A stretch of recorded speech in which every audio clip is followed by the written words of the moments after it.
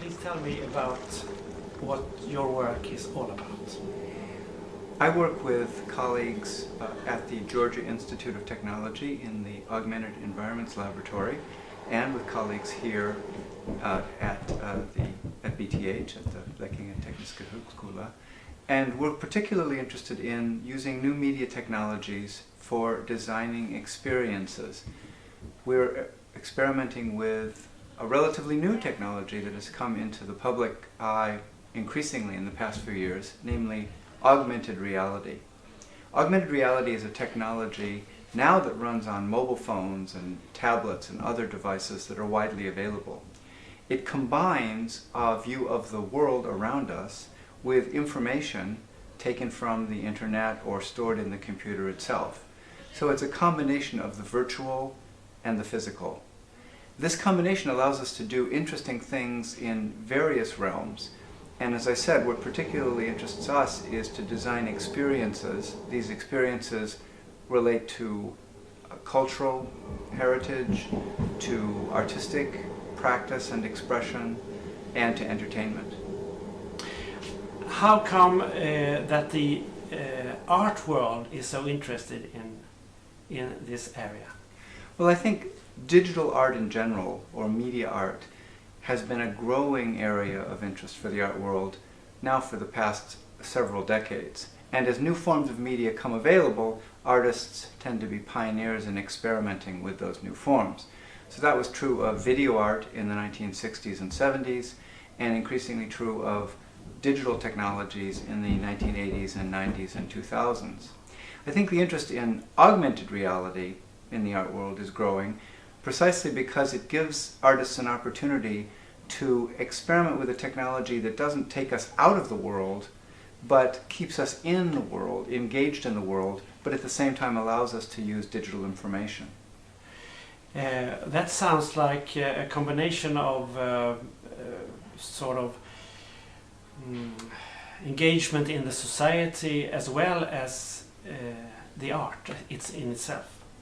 Yes, and indeed a lot of digital art using augmented reality or mixed reality does indeed have social themes and political issues that it engages with.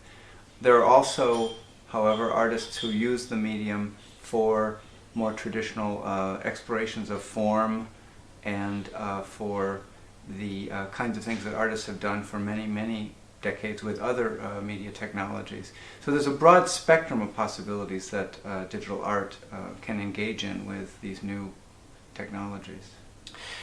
But as a professor of Georgia Tech and cooperation with BTH, how can you in your science benefit from artists' work? Well, Georgia Tech is a broad spectrum of different faculties and departments. We work closely with the computer scientists in the Augmented Environments Lab, and they are interested in developing the technology further. So one of the ways that you develop a technology is to give it to people to use, see how they use it, and then see what needs to be improved. And the kinds of issues that we confront when we try to design experiences for cultural heritage or for art become issues that computer scientists then can engage with as they try to improve augmented reality technology for everyday uses.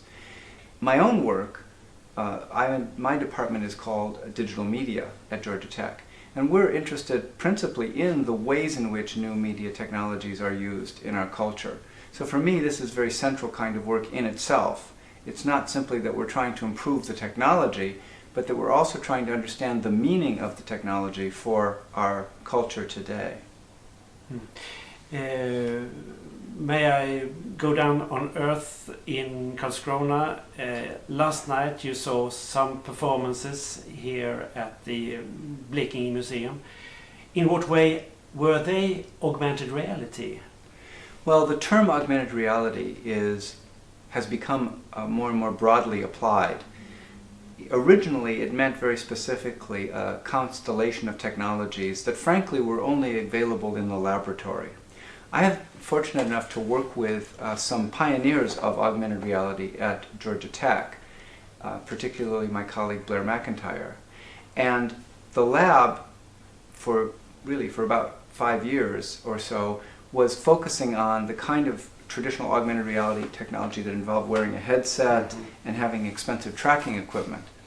But now, with the advent of mobile phones that can do a form of augmented reality, the whole term of augmented reality has broadened. Sometimes people also use the term mixed reality to refer to any combination of computer information that is projected or made available to the viewer on their phone or on other devices, in addition to a physical presence. The experiences, the pieces that we saw last night, I think would fall under the category of mixed reality. They used sound and computer projection. They had tracking equipment that would track the motions of one of the actors. They had a variety of digital devices, but they were also embodied physical performances. They were plays. They were what artists in Western art have called performance art, which again is several decades old.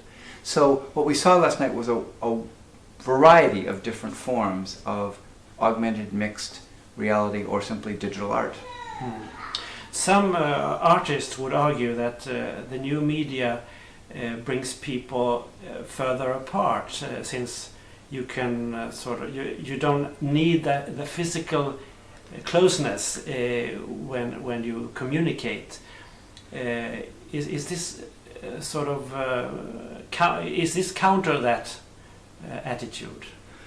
Well, I think we could talk about the issue of whether all digital technologies separate us or bring us together. Many people have argued just the opposite, that the internet, that social media gives people an opportunity to contact each other in ways that they didn't have before. But certainly the kinds of pieces that we saw last night in the performances, the work that we're talking about here with augmented reality, always involves physical presence as well as digital information. So it's always a combination of the virtual and the physical, and it doesn't have to separate people any more than any other medium does. I mean, after all, when you think about different media, they're used in different ways, and some media are individual. They're used by one person alone. That was true of the book, right? The printed book, which is hundreds of years old. I mean, you could say the book separates people because it brings us into our own world. So obviously, being alone doesn't necessarily mean that you're not having an important experience. Having said that, as we just mentioned, augmented reality is something that happens in the world, and I think emphasizes the relationship between the physical and the virtual. I think one of the exciting areas, beyond what we traditionally think of as art, one of the exciting areas for augmented reality is the broader field of cultural heritage. And by cultural heritage, we mean everything from a visit to a museum or a particular cultural location to an experience that you might have outside in the world, in the city of Karlskrona, for example. The augmented reality technologies that we can now put on a smartphone or on a tablet make it possible to have an experience with the history and the culture of a place while you are touring that location, to get information, historical information, or other kinds of experiential information delivered to you right at the device when you're standing in a particular location. So we've been experimenting with cultural heritage experiences that could happen in cemeteries, in historic homes or historic buildings, and indeed even in battlefields. In the United States, for example, in the eastern half of the United States, there are a series of battlefields for the American Civil War. And if you ever go to these places, what you basically see is an empty field. Mm-hmm. The history of that location is hard to call up. But with augmented reality, we can imagine holding up the phone or your tablet and actually seeing the battle taking place in front of you. So at in Georgia Tech, we've experimented with an augmented reality experience of a tour of the Oakland Cemetery, a historic cemetery in the city of Atlanta, with Auburn Avenue, a historic street that was the center of African American culture in the first half of the 20th century. Here in Karlskrona, I know that my colleagues are talking to people from the Marine Museum about ways in which we could use augmented reality to bring history of the fascinating marine history of the city to life for visitors. One of the real advantages of using smartphones in this context is that the visitor brings their own device to the experience. So you don't have to worry about handing out something that the museum keeps and then getting it back from the user, but also because it's their own device, it can be personalized in various ways. In the museum context, it seems to me there are two interesting ways to use augmented reality. One is to bring the external world into the museum. So in many cases you may see a piece in the museum, but you don't get a feel for what it looked like in its context in the world. Augmented reality can help show you images or perhaps a panorama of the place where that object was located. The other side of that is that you can take the museum out into the world. So you can imagine having installations, exhibits that are part of the Blekinge Museum but are actually located outside, but through geolocation in the city of Karlskrona itself. So it seems that the work for the museum people will be easier because they will have more devices to make history more vivid. It also must be a challenge, because when you see something with your own eyes, you really believe it, and of course then it has to be true, hasn't it? So indeed, it is, I think, more of a challenge for museum designers and curators and experienced designers to figure out how to use augmented reality in the museum context effectively. We, after all, have decades of experience with physical exhibits, but we're only beginning to get a sense of what it would mean to stage an augmented reality experience inside a museum in a way that enhances the visitor's experience to the museum and doesn't detract from it. So it's an exciting new field of possibilities. And I think one of the keys is to think about the whole experience that the visitor has in the museum and imagine ways in which technology can enhance that. That enhancement could begin even before the visitor comes to the museum, perhaps by having a website that previews what the visitor is going to see. Perhaps also the website involves something that the visitor downloads to their phone so they can bring it to the museum. Then when they're at the museum, the experience may involve, as I've said, the combination of what they see in front of them and something that the phone provides. That can be audio as well as video or still images. And it can also be the case that the phone is tracking the choices and the experience that the visitor has in such a way that the visitor can go away and later, perhaps on a website, access that experience again. So you can think about the whole time that the visitor is engaged with the museum as an experience to design. But it's not an easy thing to do. The Artline project, which I work for, is partly about art, of course, but also the notion of a public space and what you can do with that. Of course, there will not only be museum people and curators that will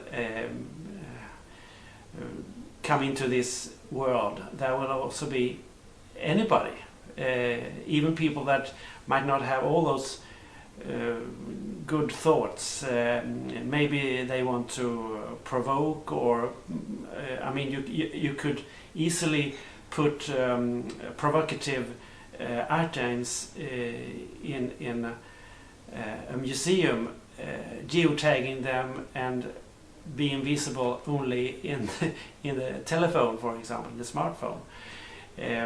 How do you see this sort of underground possibility of this technique? Well, first of all, I would say that indeed we want to design experiences in such a way that the so-called average visitor can appreciate them and even participate in them. And augmented reality does, as you're suggesting, have the opportunity to be designed in such a way that the visitor can add their own thoughts, comments, perhaps even images, to the experience for other people to see as well. So there's opportunity for participation, and that participation can take many forms. When you talk about an underground or kind of disruptive experience or engagement with this technology, that's certainly something that art has been experiencing or experimenting with for some time. And so there are already some interesting examples of disruptive artworks that intervene in museums or galleries. There was a famous example in 2010 in which two artists staged a kind of underground exhibit at the Museum of Modern Art in New York City. Visitors could come in and with their phones, and they hold up the phones in the galleries, and they would see other art pieces floating around in the air, pieces that hadn't been designed or exhibited, staged by the curators at all, that were in fact kind of an alternate museum, an alternate gallery that was available. And so there are exciting possibilities for disruption. What's interesting and nice in a certain sense from the museum's perspective is that, of course, these disruptions are virtual. They don't actually intervene in the space in a way that is harmful. And, but I think in the long run, it's more interesting to speculate on ways in which the museum can incorporate the viewer's thoughts, feelings, ideas into the exhibits. But that is also a challenge. Of course. Talking about public space, it has been the arena for art of different kinds since civilization began, I suppose. We have these statues in the middle of squares with kings sitting on horses or pointing somewhere. And it has a symbolic meaning, of course, and they are rooted in their own time and the concepts of that time. Will we have, do you think, artworks in augmented reality in our cities and cityscapes in the future? We already do. And there are important contrasts, obviously, between those kinds of artworks and the ones that you're referring to. The most obvious is that they are virtual, and therefore they are ephemeral in a certain way. By ephemeral, I mean that they can disappear. They can be taken off the internet. It's much easier to remove a virtual artwork than it is to take a big statue out of a square.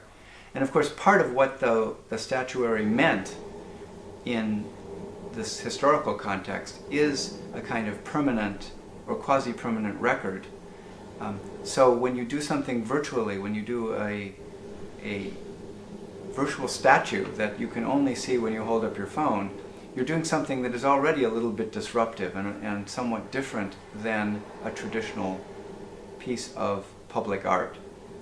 I think one of the things that Artline is trying to do is explore that contrast and think about what does it mean to stage art digitally, to have that aspect, the ephemeral, the instantaneous, the interactive aspects of art be part of this public experience. Do you think people will be less offended by an augmented reality artwork than by the same in physical sense? I mean, I can only speculate that they would be less offended in the sense that they don't have to look at it, and it doesn't actually stand in the way, and it's not something But I mean, people get see. offended by television shows, and they can easily turn off the television set. No, that's true. You never know what's going to offend people, but it is an argument that you can make that, well, you know, you don't have to turn your phone on, and it isn't something that's defacing or marking the public square in the way that a statue would. I think that if we're talking about offensive or pornographic or any of these kinds of terms, relative to different media, that we've developed different standards. And you know, a public statue may have one set of public standards about what constitutes appropriate art, appropriate display, television may have a different standard, films have a different standard, novels or written, literature another standard as well. And we obviously have and will have our standards for these new kinds of digital expressions. And the search engines have their filters, of course. Yes. Maybe you could think of something like that in augmented reality. Well, and in fact, insofar as the augmented reality pieces are often on the internet available through the filters, through the search engines, the filtering is already happening. There isn't enough internet art or augmented reality art yet that I'm not aware of any public outcry about any such pieces, but there may be some. That's an interesting future. Talking about the future, what developments do you foresee in this field? So I've learned that at least my own ability to prognosticate is modest. And so I wouldn't try to make any long-term projections about the future of this technology, or more importantly about its cultural impact. What does seem to be the case in the next few years at least is that augmented reality on the phones and on the devices that we already have will continue to grow in importance. And there is on the horizon the possibility of certain devices that you would actually wear, like glasses on your head, that could also deliver augmented reality experiences. The most obvious example of that is the Google Glass project, which is about to come out very soon.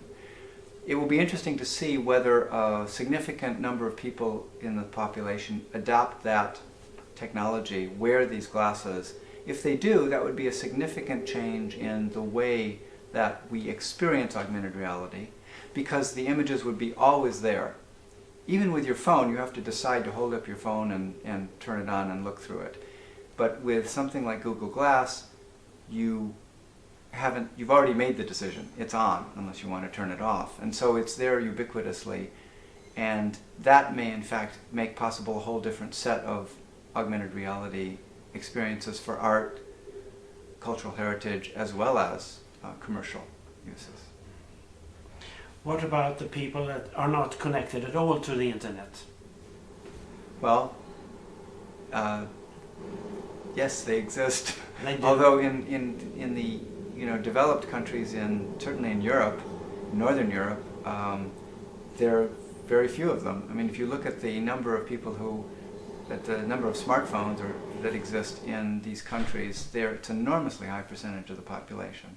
And even groups that you had originally thought would not necessarily adopt, such as the elderly, are doing so. Now, they may not be using augmented reality, they may not be using the latest programs and latest services, but even that probably will continue to increase in popularity. So, as I said earlier, I would be loath to make any projections or predictions about the extent of the development of augmented reality, except to say that I think it's going to continue to grow in the population in the coming years. Thank you so much. Thank you. So did we get good sound?